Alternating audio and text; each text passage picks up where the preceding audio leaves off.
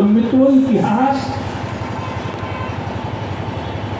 घटनाओं का संकलन नहीं होता, वो शासकों और व्यक्तियों और नेताओं के प्रशंसा पत्र नहीं होते। इतिहास समाज के द्वंद्वात्मक विकास का रेखांकन होता है, जिसमें सामाजिक, आर्थिक और सांस्कृतिक डेवलपमेंट से लेके वैचारिक विकास की प्रक्रिया चलती है। और अगर आप क्रांतिकारी आंदोलन को समझना चाहते हैं तो व्यक्तियों के इतिहास नहीं, पूरे समग्र क्रांतिकारी धारा के द्वंद्वात्मक विकास की का अध्ययन करिए, तो समझ पाएंगे। और हिंदुस्तान में एक ही, और इससे पहले कि मैं अपनी बात कहूं, बड़ी स्पष्ट बात है, वो ये है कि इतिहास भी, जो इतिहास लेखन होता है वो वर्गों पर ही नहीं होता। इतिहासकार जब बैठता है लिखने तो वो भी किसी न किसी वर्ग के दृष्टि से इतिहास का मूल्यांकन करता है। इसलिए हिंदुस्तान, चूंकि पूंजीशाहों, उनके चाटुकारों ने हिंदुस्तान का सारा इतिहास लिखा, तो स्वाभाविक है शासकों के वर्ग स्वार्थ। मैं आपको बताऊं, हिंदुस्तान में दो ऐतिहासिक झूठ जो हमारे दिलो दिमाग में, हिंदुस्तान की जनता के दिलो दिमाग में, हिंदुस्तान के युवाओं के दिलो दिमाग में फूस फूस कर भरा गया है, खासतौर से 47 के बाद से लेकर आज तक। पहला झूठ ये है, हिंदुस्तान का जो स्वाधीनता आंदोलन रहा है, इसमें भगत सिंह और गांधी जी के रास्ते अलग अलग थे, लेकिन लक्ष्य एक था। यह इतिहास का सबसे बड़ा झूठ है।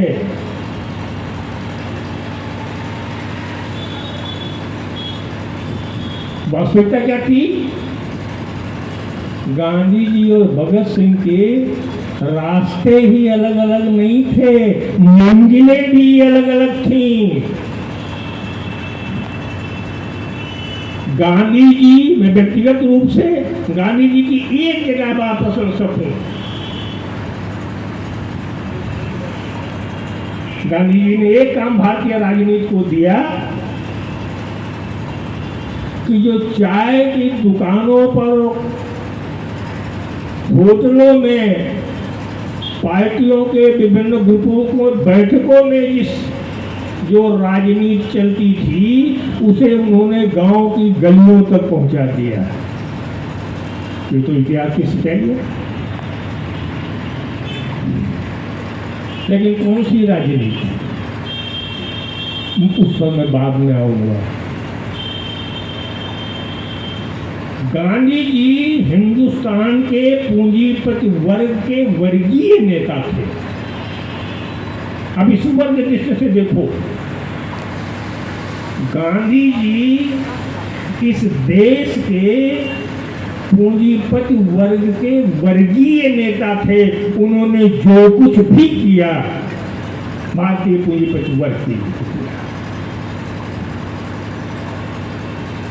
और भगत सिंह हिंदुस्तान के सर्वहारा वर्ग के, श्रमिक शोषित जनों के, मजदूर वर्ग के वर्गीय नेता के रूप में राजनीतिक दृष्टिपट पर प्रकट होते हैं। यह जो वर्ग संघर्ष है, वर्ग हितों का जो टकराव है, इसमें एक वर्ग के साथ गांधी जी खड़े हैं और दूसरे वर्ग के साथ भगत सिंह खड़े हैं। इनके रास्ते ही अलग नहीं थे, इनकी मंजिलें भी अलग अलग थीं।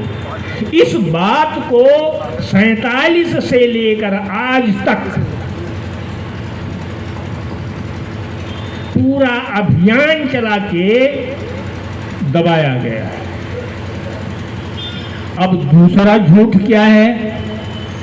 दूसरा झूठ यह है कि साबरमती के संत तूने कर दिया कमाल। ढाल खटक नहीं उठाया।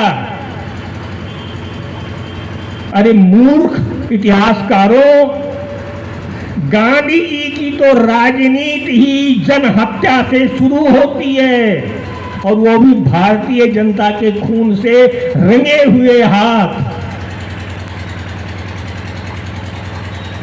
13 अप्रैल हमारे तमाम साथियों ने 13 अप्रैल का नाम लिया, जलियांवाला बाग कांड निकाल लिया, लेकिन क्यों सभा हो रही थी? किसकी प्रतिक्रिया में सभा हुई थी? इसे आप बताना भूल गए। यहीं से इतिहास में अगर मगर और प्रश्न चिन्ह खड़े होते हैं। फर्स्ट वर्ल्ड वॉर का समय 14 से 18 तक हिंदुस्तान का क्रांतिकारी, हिंदुस्तान की क्रांतिकारी धारा से जुड़े हुए नौजवान, वो चाहे हिंदुस्तान से रहे हो या अमेरिका और जर्मनी में रहे हो, फ्रांस में रहे हो, इंग्लैंड में रहे हो, पूरा एक क्रांतिकारी धारा इस फर्स्ट वर्ल्ड वॉर को हिंदुस्तान मुक्त करा लेने का सबसे अच्छा अवसर समझते थे। गजब! ये वैचारिकता या तो लेनिन में दिखाई देती है या हिंदुस्तान के क्रांतिकारियों में दिखाई देती है, और तब हिंदुस्तान में मार्क्सवाद का जन्म नहीं हुआ था।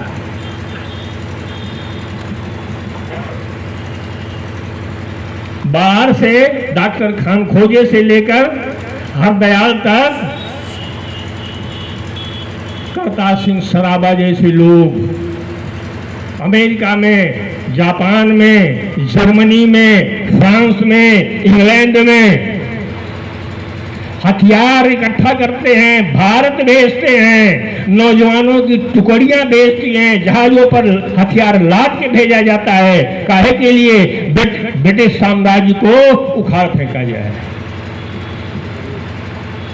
लाला हरदयाल को जर्मनी के राजदूत ने बताया कि इस समय हिंदुस्तान में अंग्रेज फौज केवल 14,000 है,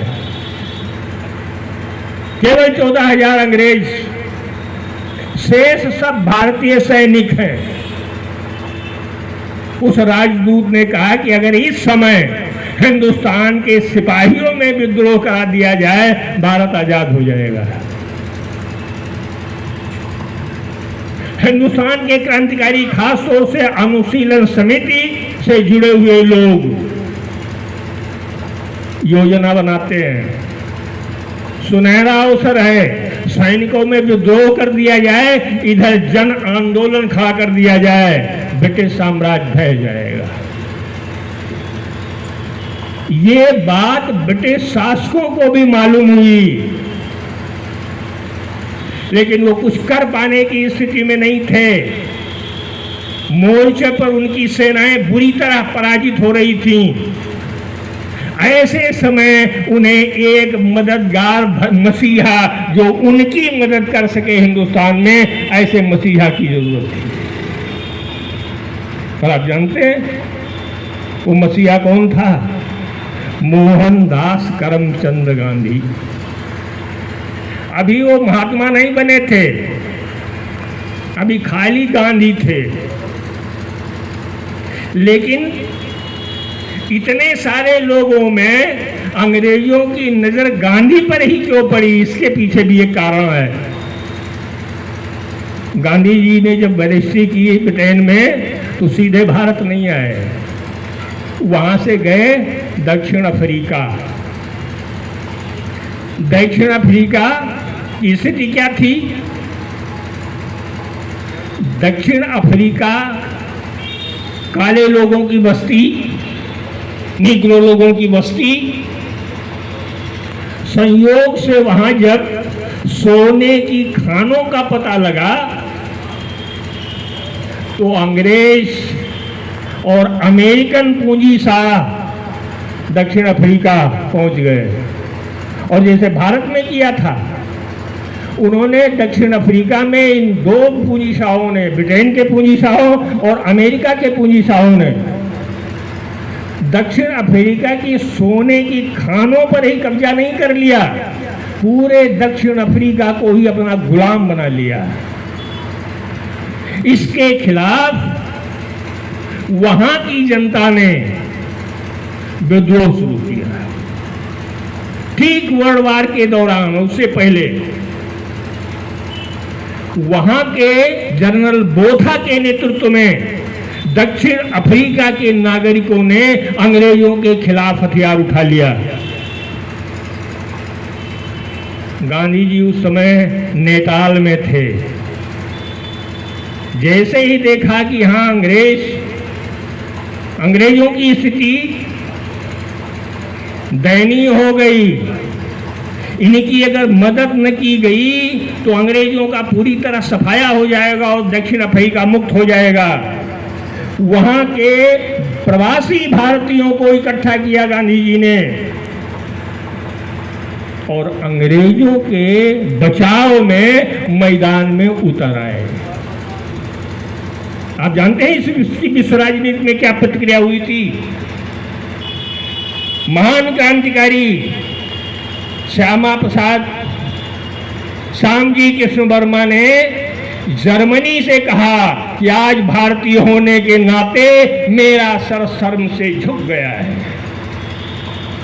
हमारी कौम जिन अंग्रेजों की गुलाम है, हम जिससे आजादी के लिए लड़ रहे हैं, उसी कौम की एक भारतीय ने दक्षिण अफ्रीका में हिफाजत की है। ये हमारे लिए शर्म की बात है। बेगास नाम के एक अखबार ने लिखा, जो क्रांतिकारियों का समर्थक था, उसने लिखा, इस घटना की और इस व्यक्ति की जितनी भी निंदा की जाए कम। यह हर भारतीय के लिए शर्मनाक दिन है। हिंदुस्तान की यही स्थिति में अंग्रेजों को दक्षिण अफ्रीका में गांधी जी नजर आए। और फिर जानते हैं, हिंदुस्तान से भेजा गया गांधी जी को लाने हिंदुस्तान। महीनों मालवाहक जहाज दक्षिण अफ्रीका के समुद्र में खड़ा रहा, तब गांधी जी हिंदुस्तान की ओर आए और हिंदुस्तान पहुंचे भी नहीं थे। भला हिंदुस्तान में कौन जानता था उन्हें? तो अंग्रेजों को अब गांधी जी को हीरो बनाना था, महापुरुष बनाना था। तो गांधी जैसे जैसे भारत की ओर चले, हिंदुस्तान के सारे अंग्रेजी अखबार पहले पेज पर फोटो छाप के लिखने लगे, आ रहा है दक्षिण अफ्रीका से मसीहा, भारत की समस्याओं को हल करेगा। रातों रात गांधी जी को इस देश का नायक बना दिया गया। मैं नहीं कहूंगा, वहीं से शुरू हुई 2 साल में नायक बना देने की कहानी। मैं नाम नहीं लूंगा, आप जानते हैं। 12 में जिस मुख्यमंत्री को कोई नहीं जानता, 14 में हर हर मोदी, हर हर घर घर मोदी। ये पूंजीवादी शासक क्या करता है? अपनी व्यवस्था को बचाए रखने के लिए वो महानायक पैदा भी करता है और महानायक को विलेन भी बना देता है। तो महात्मा भी नहीं हुए थे। मोहनदास करमचंद गांधी जब हिंदुस्तान आए तो बंबई में जिस घर में रुके, जिस घर में भारतीय राजनीति में गांधी जी का जन्म हुआ, वो बिड़ला का था। इसीलिए गांधी जी की राजनीति मजाक में एक व्यंग चलता है, गांधी जी की राजनीति बिड़ला के घर से शुरू हुई थी और बिड़ला मंदिर में समाप्त। और गांधी जी ने क्या किया, अंग्रेजों के इंतजाम पे पूरे हिंदुस्तान घूमे गांधी जी। कौन सा नारा दिया? अंग्रेजों की आर्थिक मदद के लिए हर घर से एक पाई, और मोर्चे पर लड़ने के लिए अंग्रेजों के लिए हर घर से एक भाई। यह था गांधी जी का भारतीय राजनीति में उदय। आप सोचें कि जिस समय हिंदुस्तान का क्रांतिकारी प्राणों की बाजी लगाए था, जिस समय वो अपने बलिदान देकर हिंदुस्तान को आजाद करा लेना चाहता था, सिंगापुर को 7 दिन अवनी मुखर्जी ने विद्रोह करा के अपने कब्जे में रखा। अंग्रेज तभी उसको अपने कब्जे में कर पाए जब जापान की फौज ने उनकी मदद की। यह प्राणों की बाजी लगी थी। और वहां आए तो अंग्रेजों की सुरक्षा के लिए, अंग्रेजी राज को बचाने के लिए, युद्ध में अंग्रेजों को जीत दिलाने के लिए 10 लाख भारतीयों को मोहनदास करमचंद गांधी ने बलि का बकरा बना दिया। उनके खून की से अपनी राजनीति प्रारंभ।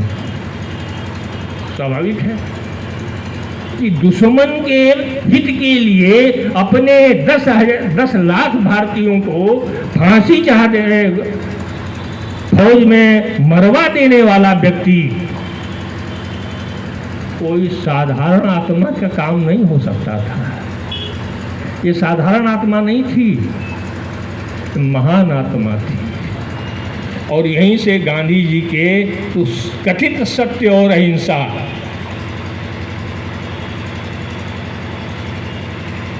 खैर गांधी जी सहायक सिद्ध हुए, क्रांतिकारी सफल नहीं हुए। उन्होंने कहा, गांधी जी ने वादा किया अंग्रेज जीत जाएंगे तो होम रूल दे देंगे, अपने सर पर लाठी चलाने का अधिकार हमें मिल जाएगा, हमारे सर पर लाठी अंग्रेज नहीं, हम खुद चला लेंगे। लेकिन जब युद्ध के बाद इंग्लैंड में गोलमेज कॉन्फ्रेंस हुई, गांधी जी को ठेंगा दिखा दिया गया, पूरे देश में आक्रोश पैदा हो गया। गांधी जी को लोग अंग्रेजों का दलाल समझने लगे, उनके प्रति घृणा होने लगी। और चूंकि अंग्रेजों की फौज में सबसे ज्यादा नौजवान पंजाब का भर्ती हुआ था, इसलिए यह आक्रोश भी पंजाब में सबसे ज्यादा थी।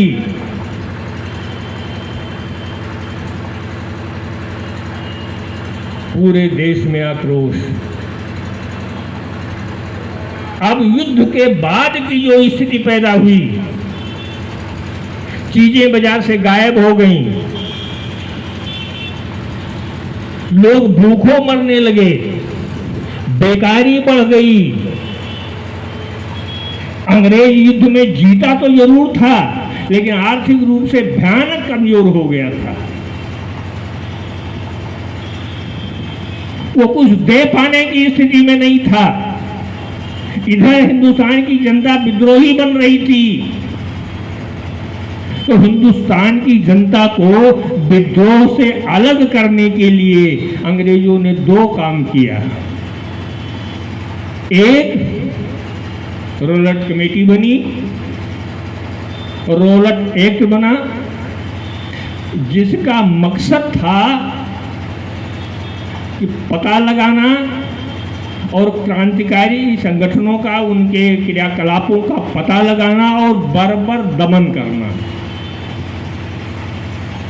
और दूसरा, मांटेस्क्यू सुधार। दोनों हिंदुस्तान की जनता के खिलाफ। जब रौलट एक्ट आया तो पूरे देश की जनता भड़क उठी, पूरे देश में इसका विरोध होने लगा। गांधी जी को भी लगा कि सुनहरा अवसर है, अपनी कलई छुड़ाने का, अपना दाग छुड़ाने का यह अच्छा अवसर है। तो उन्होंने विनम्र अवज्ञा आंदोलन चला दिया।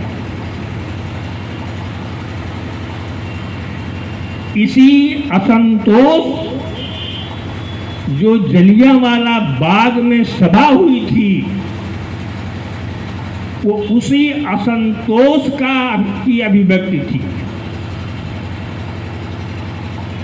लाखों लोग इकट्ठा हुए और उसका मकसद था रौलट एक्ट के विरोध में अपना आक्रोश व्यक्त करना। शांतिपूर्ण ढंग से सभा हो रही थी। हंसराज नाम का एक व्यक्ति भाषण कर रहा था कि अचानक जनरल डायर पहुंचा, गोलियां बरसानी शुरू कर दी।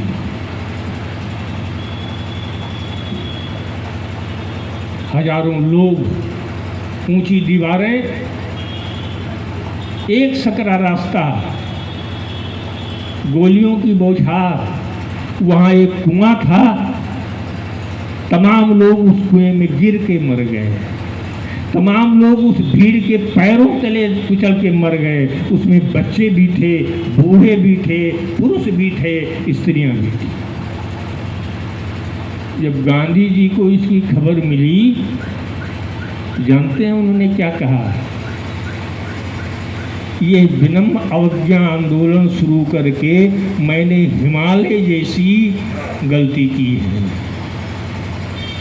क्योंकि हमारे जो सत्याग्रही थे वो नासमझ लोग थे। ये था गांधी जी की अहिंसा। तो मित्रों,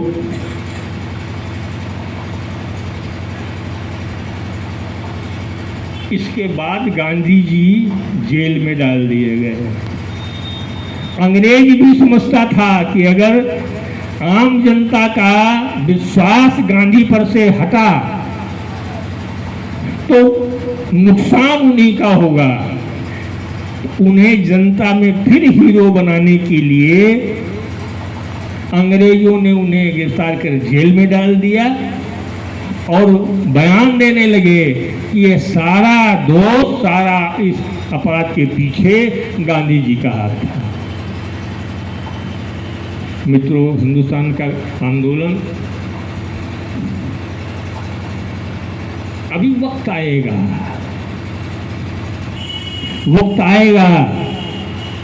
जब क्रांतिकारी आंदोलन का इतिहास नए सिरे से लिखा जाएगा।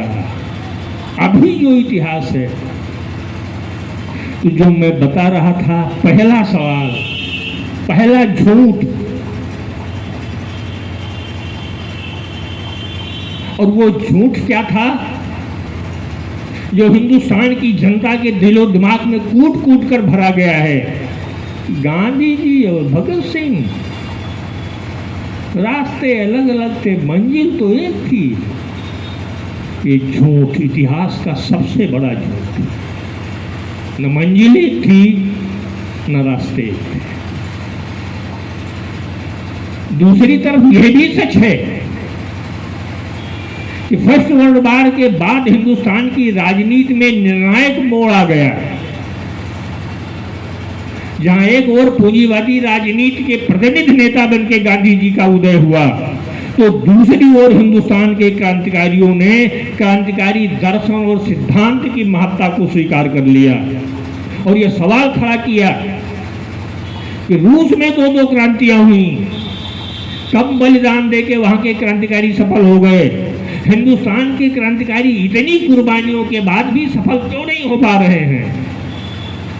उत्तर भी मिला। वो उत्तर था इसलिए कि हिंदुस्तान के क्रांतिकारियों के पास अपना क्रांतिकारी वर्गीय दर्शन और सिद्धांत नहीं था। यहीं से राजनीति मोड़ ले लेती है। राम प्रसाद बिस्मिल सवाल करते हैं, अपील करते हैं नौजवानों से। नौजवानों से मेरी अपील है कि वो बम पिस्तौल की चाहत छोड़ें, सच्चे साम्यवादी बने, मार्क्सवादी लेनिनवादी बने। और इसी के बाद, उनकी शहादत के बाद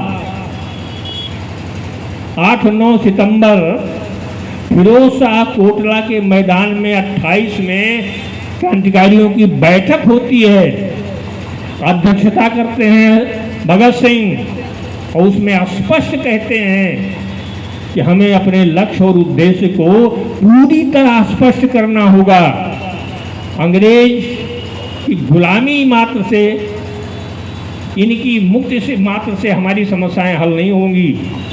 कहते राष्ट्रीय जनक्रांति द्वारा ब्रिटिश सत्ता को आड़ फेंकने के साथ साथ पूंजी की भी सत्ता को उखाड़ फेंकना, और स्पष्ट के लिखा हमारा अंतिम उद्देश्य है सर्वहारा वर्ग का अधिनायकत्व कायम करना। इतिहास में इसको झुठलाया नहीं जा सकता। हिंदुस्तान के मजदूर वर्ग, सर्वहारा वर्ग के, मेहनतकश वर्ग के वर्गीय नेता के रूप में भगत सिंह उदय होते हैं। लेकिन मित्रों, इतिहास में बड़े अगर मगर होते हैं।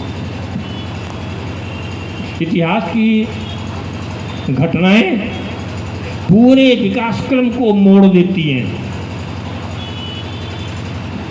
एक ही साल के अंदर भारतीय क्रांतिकारी आंदोलन के 3 सूत्रधारों भगवती चरण बोहरा, चंद्रशेखर आजाद और भगत सिंह की शहादत हो जाती है।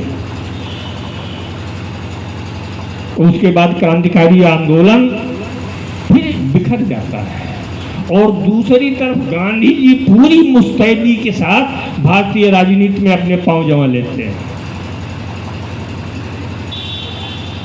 मित्रों,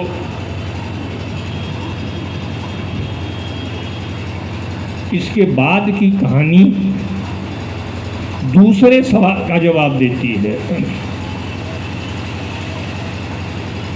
दूसरा सवाल कि गांधी जी ने ये देश को आजादी प्रार्थना से मिली है, सत्याग्रह से मिली है, चाटुकारिता से मिली है। यह इतिहास का दूसरा सबसे बड़ा झूठ है। समझौता हुआ, लेकिन उस समझौते के पीछे जो मूल कारण था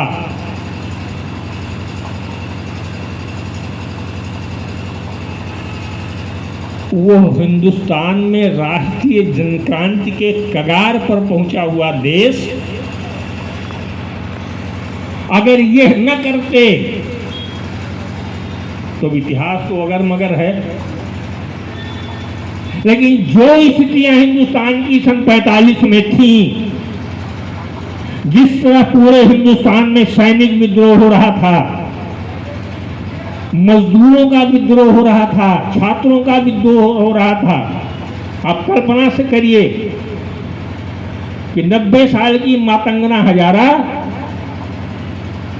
कलकत्ता में ब्रिटिश शासन के खिलाफ अपना आक्रोश व्यक्त करते हुए अपने सीने पर गोलियां खाती है। ये वो दौर था 45 का। हुआ नौजवान, कारण क्या था? कारण यह था कि सुभाष बाबू और आजाद हिंद फौज को लेकर जो भारत में नया जोश, नया क्रांतिकारी स्फूर्ति पैदा हुई थी, 42 के बाद जब आजाद हिंद फौज की पराजय हुई, आत्मसमर्पण हुआ, तो आज़ाद हिंद फौज के बंदी सिपाहियों के साथ जो ब्रिटिश साम्राज्य शाहों ने जो व्यवहार किया, उसको लेके पूरे हिंदुस्तान का खून खौल उठा था। इस समय एक घटना, किसी सेना का, थल सेना का एक कर्नल गांधी जी से मिलने आया। गांधी जी ने पूछ लिया अचानक उससे कि इस समय तुम लोगों के दिमाग में क्या चल रहा है। उसने कहा, महात्मा जी,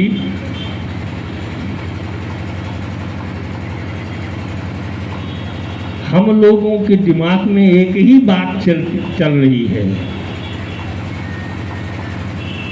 कि अगर हम लोगों को अपने नेताओं का इशारा मिल जाए तो एक दिन में पूरे हिंदुस्तान को कैप्चर कर लेंगे और एक भी अंग्रेज हिंदुस्तान से बाहर नहीं जा सकेगा। आप सोच सकते हैं गांधी जी के दिमाग में कैसा झटका लगा होगा। सेकंड वर्ल्ड वॉर में भी ब्रिटेन विजेता तो बना, अगुआ राष्ट्र था, लेकिन उसकी इकोनॉमी, उसकी आर्थिक स्थिति इतनी खराब हो गई थी कि चर्चिल जैसे सेकंड वर्ल्ड वॉर के महानायक को इस्तीफा देना पड़ा था। अब अंग्रेजों के लिए यह संभव नहीं था कि वो 7 समंदर पार हिंदुस्तान को अपना उपनिवेश बनाए रख सके। ये क्षमता नहीं थी अंग्रेजों की। और हिंदुस्तान में जो ये 45 में जन विद्रोह, सैनिक विद्रोह, पूरी वायुसेना विद्रोह पर उतर आई थी। थल सेना प्रतीक्षा कर रही थी, जल सेना ने विद्रोह कर दिया था, अंग्रेज अधिकारियों के आदेश मानने से इनकार कर दिया था और छात्र और किसान सड़कों पर आ गए थे। काश उस समय एक भी प्रमुख क्रांतिकारी बाहर होता तो घटनाक्रम कुछ और होता। इन स्थितियों से भारतीय पूंजीशाही भी घबरा उठी, ब्रिटिश साम्राज्यशाही भी घबरा, और दोनों के इस घबराहट का अंजाम हुआ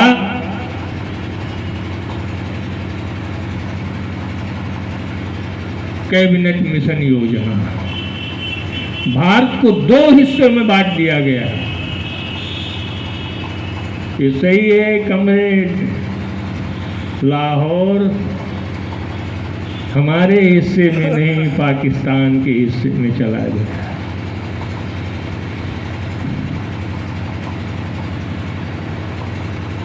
कब होगा लाहौर अपना?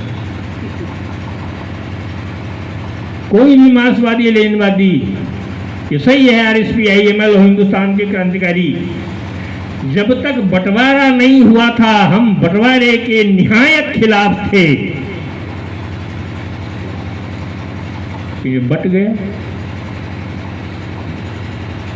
तब हमारे सवाल। आज लाहौर के प्रति हमारी नीति क्या होगी? क्या हम लाहौर को भारत में लेने के लिए इस गद्दी पर बैठी पूंजीवादी सरकार से कहेंगे कि लाहौर को ले लो? कौन करेगा लाहौर को अपना? हिंदुस्तान और पाकिस्तान की जनता, जो यहाँ सर्वहारा क्रांति हो जाएगी, पाकिस्तान में सर्वहारा क्रांति हो जाएगी, दोनों जनता फिर मिल जाएगी। सर्वहारा क्रांति करेगी उनको एका, उनकी एकता यहाँ की श्रमिक शोषित जनता और वहाँ की श्रमिक शोषित जनता करेगी। पूंजी शाह, पूंजी मालिक बंटवारा क्यों हुआ था?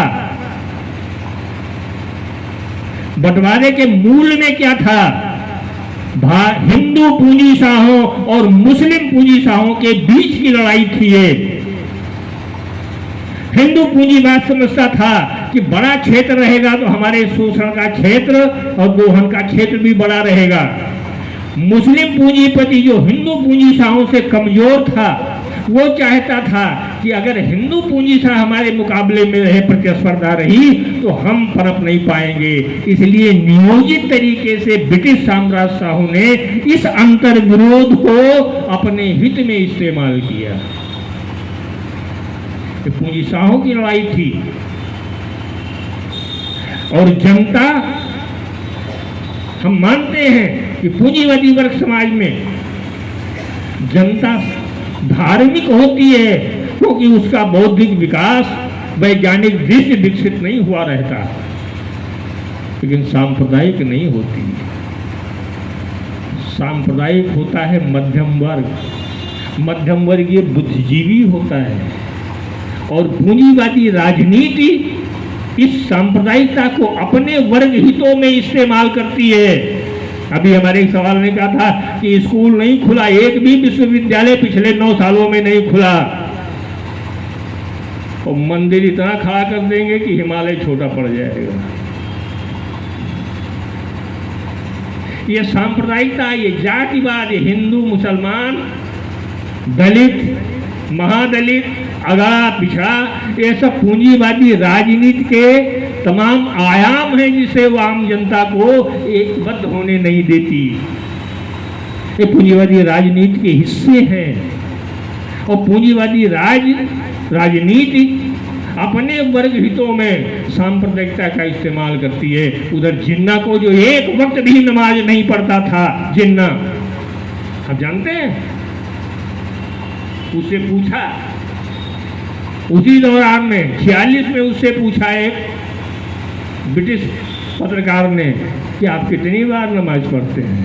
कि कुरान मैंने पढ़ा है लेकिन नमाज नहीं पढ़ता। वो एक वक्त भी नमाज न पढ़ने वाला मोहम्मद अली जिन्ना पूरे मुसलमानों का धर्मगुरु हो गया। ये राजनीति का खेल है। पूंजीशाहों ने, हिंदू और मुसलमान पूंजीशाहों ने हिंदुस्तान और पाकिस्तान के नाम पे देश को बांट लिया और सांप्रदायिकता की ऐसी आग भर दी जिसे आज तक हम मुक्ति नहीं कर पाए। और आज भी है वो। हम तो सारे तमाम पार्टियों के बड़े नेताओं से भी हमने कहा, अखिलेश यादव के एक परम मित्र, हमारे भी मित्र रहे कभी, मैंने उनसे कहा, रे मूर्खो, अगर जीतना चाहते हो तो ना हमारे तरह बेकारी की समस्या को लाओ, उसमें तो तुम भी फंसोगे। कहा, रे नहीं नहीं नहीं, वो बेकारी हम नहीं, वो तो आप फंसा देंगे हमको।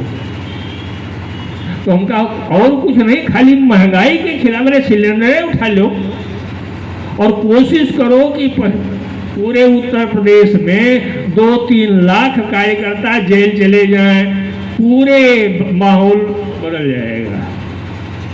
हाँ, बात तो आप सही कहते हैं। अच्छा, हम अखिलेश जी से पूछेंगे। बाद में बताया कि अखिलेश से उसने कहा कि सिलेंडर वगैरह के खिलाफ क्यों नहीं हम लोग जन आंदोलन कर देते, 2-4 लाख लोगों को हम लोग जेल में भेज दें, अपने कार्यकर्ताओं को, माहौल बदल जाएगा। क्या किसने राय दी है तुम्हें? तो कहा हमारे मित्र हैं एकांत प्रकाश मिश्रा, वो RSP है, ईमेल वाले, तुम भी मिटाओगे, हमको भी मिटाओगे क्या? किसी भी पूंजीवादी राजनीतिक पार्टी में आज जन आंदोलन छेड़ने की क्षमता नहीं है, वो खाली भाषण कर सकता है।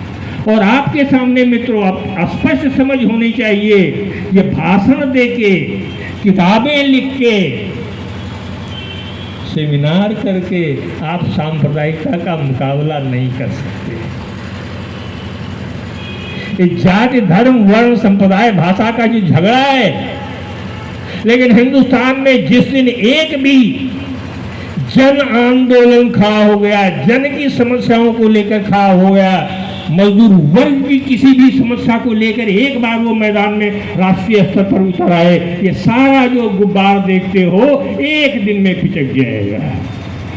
है हमारे पास सोल्यूशन इन सब का, RSPIML के पास है सबका सोल्यूशन।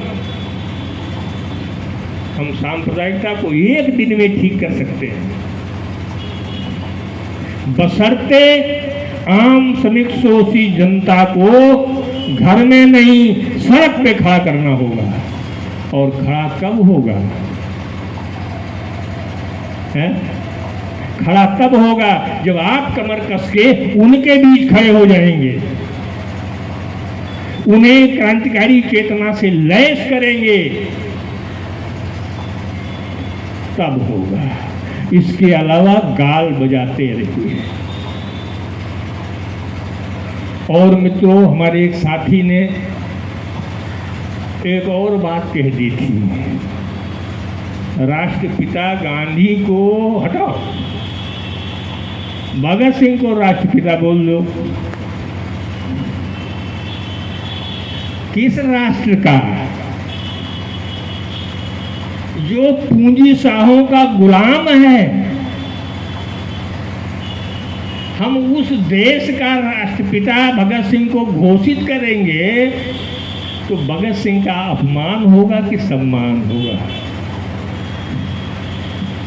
बहुत पहले 8-10 साल 15 साल पहले कुछ जनवादी लोग हमसे टकराए थे, हमारे पास आए, कहा एक जगह तो हम आपका समर्थन चाहते हैं। तो काहे के लिए? कहा एक आंदोलन किया जाए कि भगत सिंह की तस्वीर भी संसद में डाली जाए। ने कहा किस संसद में? कौन से संसद में?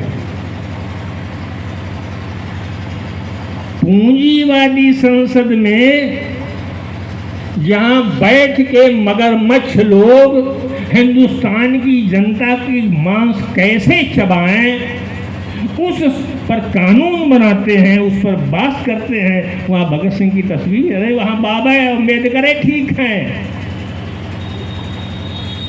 वहाँ गांधी जी ठीक हैं, नेहरू जी ठीक हैं, वहाँ लोहिया और जयप्रकाश ठीक हैं। भगत सिंह की तस्वीर लगा के भगत सिंह को अपमानित न करो।